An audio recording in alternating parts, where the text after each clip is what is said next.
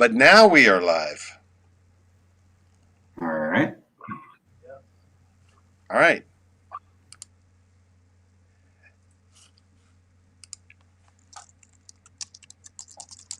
Okay. So I'm starting over. All right. Kind of. We're not going to do the whole thing. We're not going to do the countdown timer, but I am going to play the pledge for you because I had a pretty nice talk ahead of the pledge today. And we kept on getting reports, hey, we're not live on YouTube. Hey, we're not live on Facebook. Hey, we're not live anywhere. So we were just having a nice little conversation with ourselves. Sorry about that. I'm not even really sure what the problem is. We did all the stuff that we normally do here. But then I looked down and the button said we're not live. And so I hit it and it said unable to go live. And so, me in my fix it mode, I hit it again. And then it worked. Apparently, we're live now. Okay, we're live now. So, yeah, just call me if you need me to fix your computer problems because I know how to turn it off and turn it back on again and keep hitting the button until it works. So that's what we'll do. Anyway, so here's your pep talk. I'm going to play the pledge for you. Some of you have seen the pledge before, and some of you, this is your first time. So it is a pledge that we make to ourselves about what we're going to fix in our brains to make sure that we're, ready to be entrepreneurs and to run our own businesses. And the part that I'm focusing on today is the very first part. It says, when I look in the mirror, I see the reason. What I want you to encourage you to think about is when you look in the mirror, you are seeing the sum total of all of the decisions you've made in your life. Whatever your life situation is, when you look in the mirror, it's on you. It's not them. It's not other people. It's not the way they've mistreated you. It's not circumstances. It's not even chance or, if you want to think of it, fate, whatever it is that may have happened to you. Your life is not really about the stuff that happens to you, whether it's the ravages of nature or the mistreatment of others. That's not what your life is about. Your life is how you respond to those things and what you do with the abilities that have been put within you. You are the reason for everything that you are.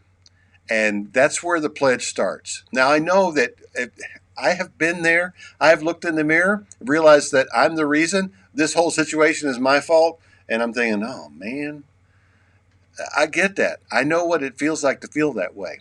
But the other side of that coin is because you can take responsibility, you can lift yourself out. Because I've done that too. I just want to encourage you. You are the reason. So take responsibility, take action, and here comes the pledge.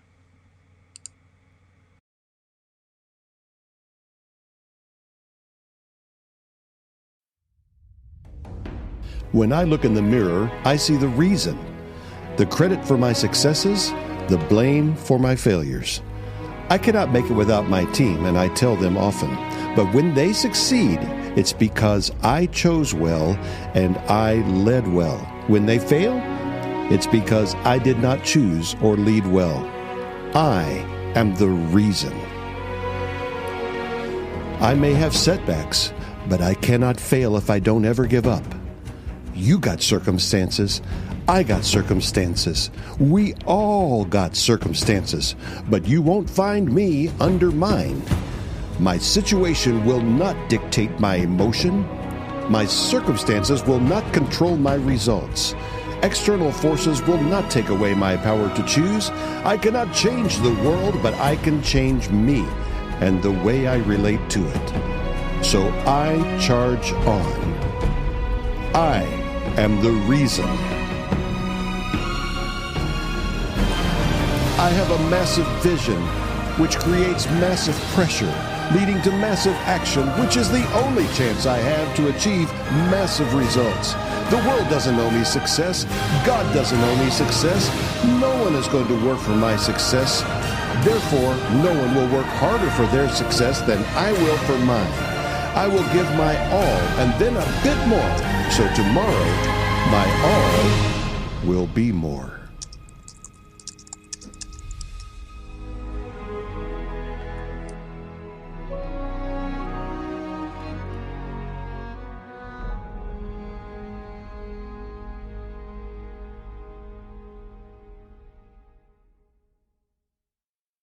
Is the audio working? Yes, I think it's working. Give me a thumbs up if you guys can hear me in the green room. We have had a distracting number of technical problems today, and it's hard to keep your focus. So here we go. I'm going to do the announcements, and yeah, this is the second time through. That's all right. We're going to talk about self-directed investing in just a moment with American IRA. Sean McKay is standing by. Sean, thanks for patiently standing by while we get through these issues. And tomorrow night, we're going to do the short-term rentals with Rich Monroe and Mike Hicks. Rich Monroe is an Airbnb superhost. Mike Hicks is a builder and investor who has built a couple of storage container mini houses or tiny houses and stuck them on top of a mountain in North Georgia. And then next Wednesday at 12:30, Mark Willis, Bank on Yourself. This is where the idea of using overfunded life insurance policies to create a fund that you can borrow from yourself, and so you're making money every which way. It's kind of mind-blowing, but he'll explain it, and it's really one of the coolest things I've seen lately. And then next Thursday night, we're going to be talking about real estate investment trusts, the REITs, and I have invited a couple of people to join us who are much more of an expert than I am on this, and I'm sure one of them is going to say yes, but we don't have a confirmation as of right now, so I'm not, committing anybody publicly just yet. But we'll let you know probably about tomorrow night. We'll have it nailed down. This is the Flipping America RIA. We encourage you to join. There's the link, bit.ly/FarRIA join. A lot of good reasons to join. There's junk and stuff and miscellaneous, right? And blah, blah, blah. We've already been through this. Well, we weren't live. However, I'm ready to keep moving this on. So we've got a lot of good reasons to join the RIA. We've got resources and access to last year's information. You can join the meetup group for free. You can come on these calls for free. We provide a massive amount of content for free. But for just a few dollars a month, $10 a month, you can join and you can get access to another massive amount of resources that you can't get at the free level. Okay? So say hello to everybody. Put your comments and questions in. I think we are live on both Facebook and YouTube right now. So somebody say hi to me from both of those platforms. And, well, tell me which one you're watching on so I can see. I'll see it in the comments. And if you have questions for Sean as we go along, then we'll be glad to do that. All right. Whew. That's the announcements. Now, let's hear from our sponsors. When you choose American IRA as your self-directed IRA administrator versus the other guys, you're choosing a path that will save you money without sacrificing expertise or performance. Because unlike the other guys, we do not work on a sliding scale of fees. We offer one low set annual administration fee. Let's take a closer look. As your assets grow with American IRA, your annual fee remains the same. The other guys base their fees on the number of assets you own or the value of your account. So over the life of your self-directed IRA, your annual fees will continue to increase year after year. What does this mean for you? When you work with us, you'll have more money to put towards the important things in your life, like retirement. We know that there are already enough places your money has to go. From your state and local government to the IRS. Don't let your self-directed IRA administrator take more from you than they should. So with American IRA, no matter how your assets grow over the life of your investment, you'll pay one low set annual fee, putting you in total control of your financial future. Choosing American IRA means you're choosing expertise, value, and performance. I remember when I was learning how to play golf, I was playing golf with a guy who was really, he was better than me, but also he was a highly successful businessman. And he would hit a golf ball into the woods or into the creek or into the water. And he played with these golf balls that were like $4 or $5. And I'm thinking, man, if I played with a $4 or $5 ball, the rounds of golf would cost me a whole lot more money because I lose so many. Anyway, he would hit it in the woods. He'd say, ain't nothing but a thing. And he'd just go on down the road, coughing up, an extra probably $40 a round in lost golf balls. Anyway, I've tried to take that little phrase with it ain't nothing but a thing. And I tell you, these technical issues we're having today, they're embarrassing. And I don't know what caused them. And, you guys got to know, I'm not super OCD, but I'm OCD enough that I practice every single piece of this before we go live. I go through every scene and make sure that everything is working right. And then to get on here and have it go wrong is just like, But I have to just say, It ain't nothing but a thing. I'm sorry for wasting y'all's time, but I'm glad we've got it going now. Chip, Bay Mountain Capital, Hey, how's it going, man? Let's talk about loaning money. it's going good. It's going good. Yes, I am with Bay Mountain Capital, hard money lender out of Dallas, Texas. I'm located in Atlanta. My territory is the Southeast, and I'll put it specifically where into the chat. But I wanted to be on last Thursday night when you were talking about the single family rentals, but unfortunately I had another event to attend. But what I was wanting to tell people about is we've got a new announcement at Bay Mountain Capital. You can now start with your fix and flip loan or a new construction loan. And when you finish with the construction, you can convert it over into our 3 or 5 year rental loan. And all you got to do is pay the points to convert it. You don't have to go through a new closing. So it's a really great thing. Oh, Great way for you to do the BRRRR method, for you to have little or no money tied up in the property. So real excited about that. I think it's going to be fantastic. Now, as I said, it's only a 3 or 5 year loan, so it's not going to be your permanent 30-year loan. But during those 3 or 5 years, you can do you can do short-term rentals, the STRs like Airbnb or Verbo. So we don't mind you doing that. You don't have to have a lease in place, nor do we have a prepayment penalty. So you can get out of that as whenever you want. all right. I think one of the cool things about that too is in the 3 to 5 years, then you've got income from your rentals on your tax returns, and you could use that then to help your debt to income ratio. If you go to a bank for a traditional loan, you can convert those over to Right. traditional loans as long as you got Yeah. less than 3 or 10 or whatever the current limit is. Yeah. And by the way, it is interest only during those 3 or 5 years. Okay. You can pay more if you want to, but it's only, you All right. only have to pay the interest. All right. So it's chip at baymtncapital.com.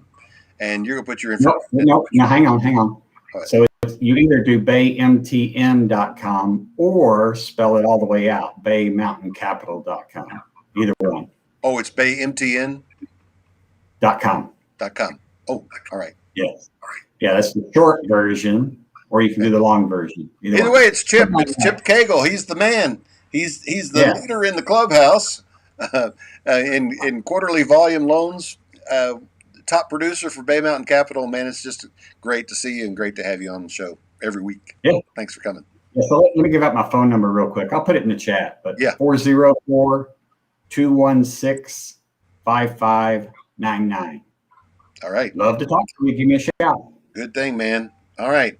We'll see you soon. Thanks, Roger. See ya. All right. Now I'm joined by Sean McKay. Finally, we are here. Good to see you. Hey, Roger. How you doing, buddy? I'm all right. I'm calming down. The red's getting out of my face, and I'm going to go off and look in the mirror later and say I'm the reason all this happened. I don't really know why I'm the reason, but I started this whole thing, so here we are. All right. Anyway, so good to see you, man. All right. So, American IRA, and we've been partnering with you for I think just about 3 years now.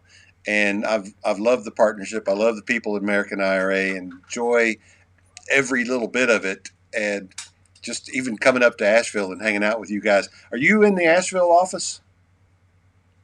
No, they booted me to Charlotte, actually. So we're building out the Charlotte territory here. Okay. All right. That's fine. So let's start at the very beginning. I guess, well, maybe not the very beginning. Let's start at the middle of the beginning, which is talk to us a little bit in case there's somebody on listening to us right now who really doesn't know what self-directed investing or self-directed accounts, retirement accounts are all about. Because I know what I was thinking when I first started it. Well, I had a 401. Well, I actually had a 403B because I work for a nonprofit, but that was self-directed. Yeah. Yeah. So really your options with your retirement accounts depend on who your provider is. So as you said, with a 403B, you were given a menu of mutual funds largely that you could choose from. And so really when you boil down our service, what we're saying is if the IRS has not said that it's prohibited, which is basically collectibles and life insurance policies, you can pretty much do anything you want. And so really where our focus is in what's considered the alternative asset. So obviously you're a real estate guy, a real estate expert. That's really been a big piece of our puzzle for our clients and what they like to invest in.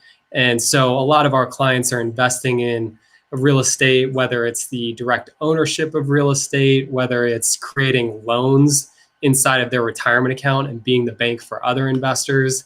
As long as it's an investment strategy, most of the times you can do it. Okay.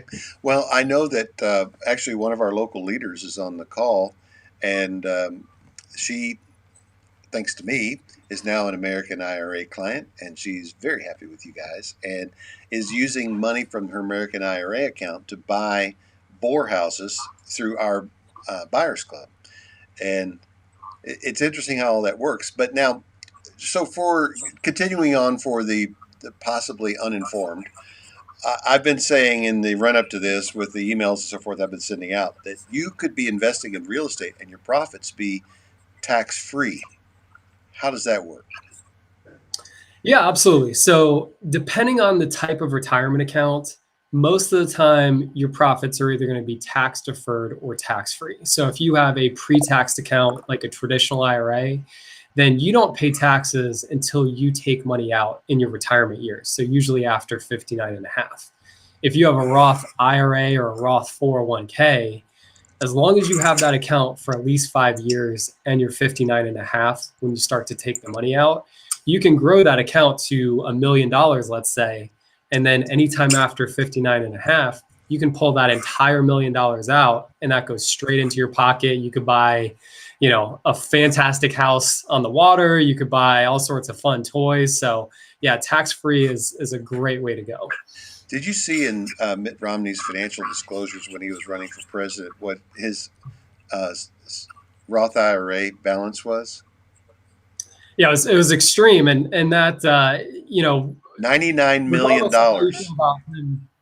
That gave a lot of push to our industry. Yeah, like you said, it was an extreme amount of money for the average investor, the average person, and that was because he was investing in what he understood. He was big in private equity, and so he would get to put his retirement account into these non-publicly traded opportunities a lot of times, and he crushed it. Yeah. I promise you, he did not get there simply by making his minimum contribution every year. Right. And, he probably long ago was no longer allowed to make minimum contributions because he made too much money. So, all right. So the idea of being able to build up to a $99 million or even multi-million dollars, starting with what's your initial deposit? What can it be? So you can put in as little as a few $1,000s to simply get the account established. Yeah. So you start with say $3,000 or $4,000, and building that up to $1 million would be quite something. But seriously, everybody, the first million is the hardest. After that, it gets easy, right? You know this, Sean. Yeah. No, I will tell you that. I talk to clients and I say, listen, I'm not projecting any sort of returns you're going to have. But what I will say is if you have a very specific knowledge of a certain type of investment strategy or asset class, I have seen the accounts that get established and then literally 3 or 4 years later, it is a 7-figure account because they are a builder or they can really scale a rental portfolio inside the retirement account. There's a lot of ways to go almost with exponential growth if you have the skill set. Yeah. Right, because it doesn't have to be something that we would think of as a traditional investment or even a piece of property. You can use your self-directed to invest in a business. You can. Yeah, there's some rules around that. Largely, it should be in a third-party business. So again, kind of back to that private equity concept. But yeah, that we've seen tech companies take off, medical instruments, banks. If you can get in on the right opportunity early, you can see some pretty extreme growth there. Okay, so answer this. Are all self-directed IRAs tax-free? So they're not all tax-free. It'll be dependent on the type of retirement account that you have. The growth will always be tax-sheltered. So what I always tell clients is you can sell an asset in your personal name or you can sell an asset in your retirement account, you're always going to be better off in a tax sheltered vehicle. So whether it's a pre-tax like a traditional IRA or a post-tax like a Roth IRA, either of those vehicles is better than paying Uncle Sam, even if it's long-term capital gains and recapture of depreciation on a real estate deal. You're going to be in far better shape doing that through any type of IRA or 401k product. Okay. All right. So we've kind of identified the product here. And remember, everybody, AmericanIRA.com. I'll put that on the screen here in just a minute. But I want to back up now. You know, we started at the middle of the beginning, or the beginning of the middle. But I want to back up more to the beginning of the beginning and go all the way back to when Sean McKay was just a little guy. Because I'm betting when you were young and you thought about when you started seriously thinking about what you wanted to be when you grew up, and got past the superheroes and the professional athlete thing, when you started planning for a career, I'm still betting it was not working for an IRA custodian. What did you want to be when you grow up? Yeah, well, I was a incredibly poor student.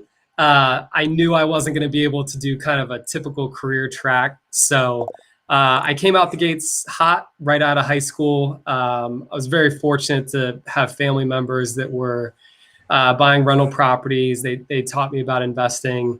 And so I thought I'll make $20 million before I'm 20. I'll have my own private island. It can be done. It couldn't be done if you don't have the right skill sets. And at that point, I didn't. So I started early, and I've learned that a slow plod is kind of my track in life. So I've been doing it for 19 years. So been very fortunate to learn from a lot of smart people. Okay, so then now you didn't go to college? So I went to college. Okay. Yeah. So as I'm kind of early on in college, I'm starting to buy rentals. Out of college, I'm thinking, okay, I'm going to be flipping houses. I'm going to be more transactional to kind of build that bankroll. Yeah. 2007, 2008 in Florida was tough. Especially if you don't have the skill sets. Not to say people weren't making money, but I wasn't good enough to do it. And so I was very, very fortunate. Jim, the owner of our company, the founder, I really knew him just as a real estate entrepreneur. And so I said, I'd love to come up if you could be my mentor, show me how to do much better real estate deals. And he said, I got this financial services company.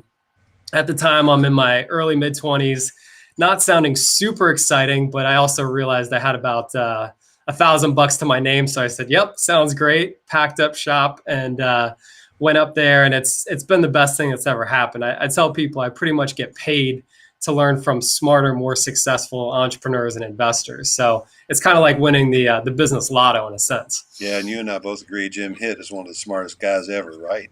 Yeah, he's something. Sometimes we'll be having a conversation and he'll lay out this whole thing and I'll say, man, I need to stop and draw a picture of that. Yeah. It's not following you.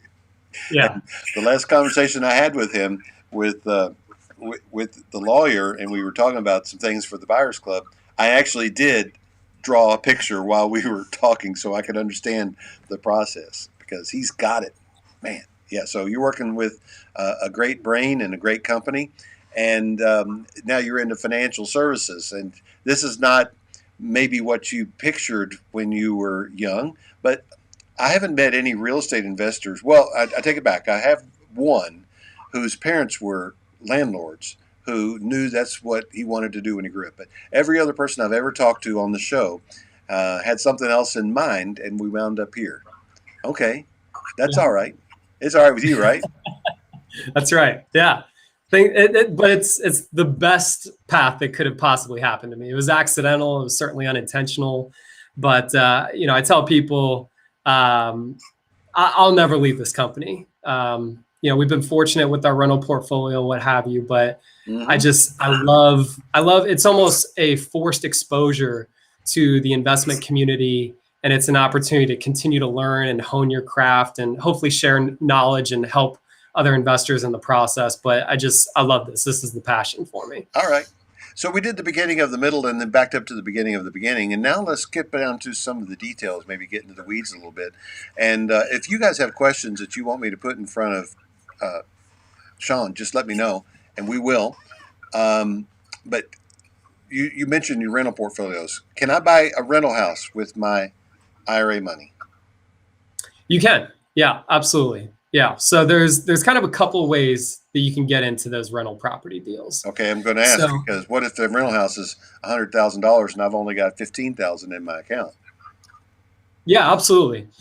So for me, there's really kind of three ways to think about an acquisition. So the most obvious to all of us will be you have all of the cash to pay just outright cash for that property. The second opportunity is if, as you mentioned, you don't have nearly enough to make that all cash acquisition. You could actually have your retirement account partner with investors. So if it's on the initial acquisition, it could be your personal funds, it could be your company funds, it could be third-party funds. So other investors in town, family members, friends, as long as it's on the initial acquisition. The third concept is where your retirement account itself can actually get a loan. Now, it needs to be a specific type of loan called a non-recourse loan. So you're not personally guaranteeing the debt, which is certainly kind of an atypical debt product, but you can actually use leverage with the retirement account. Okay. Well, that's good to know. And I was messing around putting your name on screen there while you were talking, trying to make it work right, and also the website. But all right, so you can get a loan, and but it has to be a non-recourse. And I don't know if Chip's still hanging around here, but Chip, if you are, put it in the comments whether your loans are recourse or non-recourse from Bay Mountain, because maybe we have a little synergy going here. Sean, I think you need to turn your speaker off. We're getting a little feedback. I think it's you. Anyway. All right. Can you hear me? Yeah, I still hear you. Yeah. Can you hear me? If you turn your speaker off, you can't hear me. Well, I don't know. Are you monitoring a live stream while we're going? Okay. I took my email off, so hopefully the reminders will fade out here. Oh, all right. Okay. Well, so you can buy a rental. Can you do a flip with your self-directed money? Thank you. Yeah, absolutely. You can do flips, again, with cash, with leverage on joint venture deals. That's definitely available and certainly something we see from clients. Well, but all right, now when I'm thinking of doing the flip, my money from my retirement account's going into this thing, and I'm out there at the job site pointing, you do this, you do that, and so I'm running the flip. I can run my own flips with my retirement money. You can certainly hire the vendors, right? So the key is you don't want to be personally pulling permits if it's your retirement account that owns the deal. So for official actions, if you will, so whether it's being the realtor on the transaction, the closing attorney, or technically the GC, you do want to hire out third parties, but you can definitely be the controller and put the whole thing together. Can I hire myself to be the painter? Unfortunately not. No, it does need to be third parties for the sweat equity. I knew the answer to that, but I just wanted to illustrate that you can't use your self-directed. It's like another entity, and so some ways it can partner with your other entities, but you can't. My understanding is you can't be actively involved. You can't put the sweat into something that your self-directed money is in. But I am led to believe that your self-directed as an entity can invest with another entity, can partner up with another entity that you may happen to have an ownership stake in to purchase a property. Yes. As long as it's on the initial acquisition of the asset, you can really partner your retirement account with anyone and everyone. If your retirement account already owns an asset, you need to be very careful with partners that you might bring in after the fact to the investment. But yes, on the initial acquisition, it's pretty much all fair game. Okay. All right. That sounds pretty good. Okay. So tell us about some of the other assets that you can invest in or cannot invest in. Let's talk about some of the other things you can do. Yeah. So, and just to kind of wrap up the real estate asset class. So for those that work off market deals, let's say you're a wholesaler, let's say you're putting options on properties, those things are also doable with these self-directed accounts as well. So you can basically, as we say, control the paper on a real estate transaction with your retirement account as well. You have the ability to buy tax liens and tax deeds. There's the ability to be a private lender. So your retirement account can be the bank for somebody else to either buy a rental or do a fix and flip. Yeah, some of my partners are self-directed funds. Yeah, absolutely. Yeah. So another big piece of what we're seeing is syndication deals. So those that are raising money for a 100-unit apartment complex or some big retail shopping center. And so they're raising money from their limited partners, from the group of investors that's typically going to be the down payment money so that they can then go and get a big commercial loan. Those syndication deals, we're seeing a lot of self-directed money flow into those as well. So really, again, as long as it's for investment purposes, pretty much everything's fair game. And that's really, again, just the real estate asset class. Okay. You did say before, not collectibles. So if you think that Beanie Babies are going to be a great investment, you can't use your money to invest in those. Right. Yeah. So the oddities, that's something you got to be careful with. But yeah, life insurance policies and collectibles are really the two big no-nos there. Yeah. So don't think about buying your Franklin Mint plates with your self-directed IRA. Exactly. And use your cash to buy your life insurance. But now, next Wednesday, we're going to talk about life insurance and how you can use an overfunded life insurance policy as another way to bankroll your deals. But that's totally separate from this. Okay. So now we got a question from Treva. Did you see the question? It flashed back and put it back up there. Are there only certain banks that will provide non-recourse loans? Yeah, great question. So the short answer is yes. There's a finite amount of non-recourse lenders out there. You're not going to go into a Wells, a B of A, and talk to their mortgage broker in-house and say, hey, I need a non-recourse product. So you're going to be looking on that kind of secondary market. So you mentioned CHIP. Sometimes those kind of hard money lenders do have a non-recourse option. I'm not sure if his firm does, but that would be a great resource. There are a handful of non-recourse lenders that are out there. Most of the time they favor a income producing property, a rental property, just because they kind of see a path to profitability that the IRA is going to be able to make payments with the rental income. But you're definitely going to need to research specifically non-recourse lenders. Yeah. And, I'm a little surprised because I didn't know there was a bank in the world that did a non-recourse loan.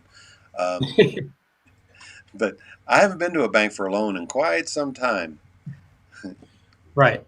I'm more of a debt-free kind of a person. But okay, so I actually sent a message to Chip because I'm not sure he heard us talking about this issue, and he may have had to step away for a minute. But we'll hear back from him in a minute.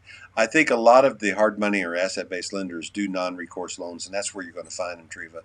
And that is a great question. Thank you for that. Okay.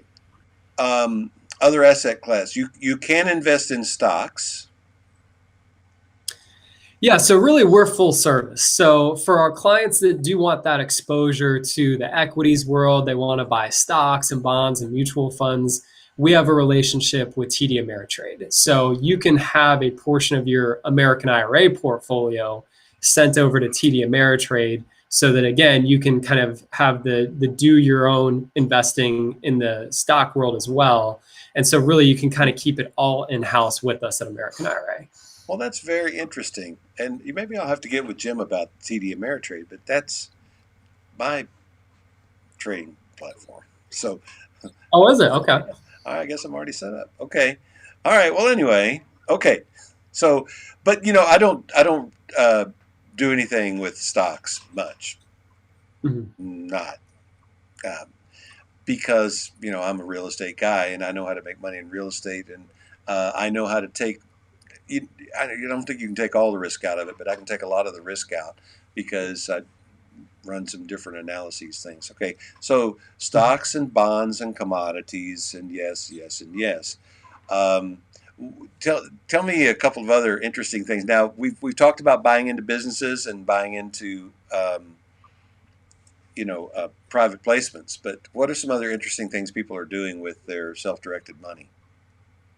Yeah, and so just to touch a little bit on the private businesses, because that's really kind of the exploding part of what we're Oh, seeing okay. with clients' portfolios. So a lot of our clients are seeing these opportunities maybe in their own community where it's a startup business that's just launching, or maybe it's an existing profitable business and that business wants to expand their operations, whether it's with locations or additional products. And so we're seeing a lot of clients that are seeing that as an asset with more upside perhaps than publicly traded companies. So, they might be Perhaps. thinking that it's definitely a riskier asset. I think, certainly for me that doesn't understand that as well. It What could percentage of 10x. startups actually ever go anywhere? Yeah, it's low. But again, the self-directed concept really revolves around if you're an expert in that space and you're somebody that's been living in private equity for 25 years, that might be a better fit for you than doing a fix and flip where you don't know how to run numbers on the rehab and you don't know how to pick the right contractors, and that can be its own problem. So it really, the premise is you're investing in what you understand and where you think you can be successful. Yeah, it is amazing. I've been to a lot of, I don't know what to call them other than Pitch Fest, but they hold these things for accredited investors where you can go and you sit and listen to people pitch their startups. Yeah. And I've listened to a lot of those things, and I've thought, wow, this thing right here has real possibility. That ain't, no. But even the stuff that I thought had real possibility, I would go. I went to those meetings for a few years, and I would listen to them, and I would say, "Man, that looks great. I think I'll stick with real estate. Oh, that looks great. No, I think I'll buy another rental house. That Yeah. looks terrific. No, let's just put the money into a flip." And I never did any of those things. And some of the things I listened to a pitch from a guy that was the chief technology officer for MySpace, and he had a new thing that I thought was going to rule. And that's the closest I came to actually putting money into one of them, and it is nowhere. It never Oh, got really? around. He never raised the money. So you would Yeah, think that that's small. with his clout, he should be able to, but no. All right. So anyway, we had a question come in from Neil while I was yakking. Let's see. Can this be used for 2 to 4 unit multifamily property investments for long-term rentals? Yes. So any number of units. It could be a condo or a single family house. It could be, duplex, triplex, quads. It could be 100-unit building. It could be 1,000 units that you're buying in terms of a portfolio structure. Any amount of units and any length of term of ownership. So it could be kind of a mid-term 2 to 5 year hold. It could be my retirement account is going to own this forever. You have a lot of flexibility there. Let's put together a scenario for Neil and see if we can do this. Let's say I got $50,000 in my self-directed, and I need $85,000 for the down payment for this little 10-unit thing that I'm going to pay $500,000 for, and did I do the math right? No, $400,000 for, and so what I say? I need $80,000 down. I got $50,000 in it. What can I do? Where I've got that other $30,000 in a variety of checking accounts and a couple of my business accounts.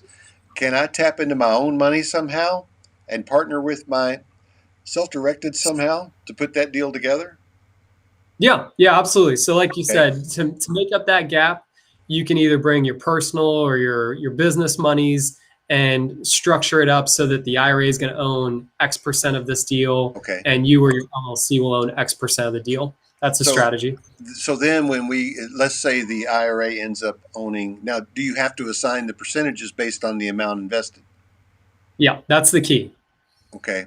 So the IRA is putting in 50,000 and I'm putting in 30,000. So the IRA is going to own roughly 75% of this thing. And so then when do we create some sort of an operating agreement so we decide when net cash flows are going to be distributed, and then divide those net cash flows by the percentage of ownership? Yeah, so structurally, there's probably two paths you're going to look at. You're either going to have two owners going on title together, and you're going to structure it like you said, the IRA owns whatever it may be, 75% undivided interest, and then you or your LLC owns 25% undivided interest, and then everything is split 75-25. So Ideally, you're going to have a third party that's collecting rents, the property manager, and then they're just going to disperse accordingly, whatever the net is, 75-25. So that's kind of thought number one. Thought number two is, like you said, those two partners can get together. They can form an entity, usually an LLC. They come in as members, again, 75-25 in that situation. And then the LLC is going to own that asset. And as you said, maybe the LLC is going to do a quarterly disbursement to the different members. So yeah, there's a lot of ways you can structure that. Yeah, well, where I'm going with this, and I'm glad you brought up the LLC thing, is owning that 10-unit thing is going to give me, the person, a huge tax benefit, but it's not going to do a thing in the world for my tax-free self-directed IRA. So how can I, I'm just saying here, when we're trying to put this together, and I'm talking to you, my advisor at American IRA, what I want out of this thing is the tax benefit, and I want the cash to go to my IRA. Can we create an operating agreement that sets it up that way?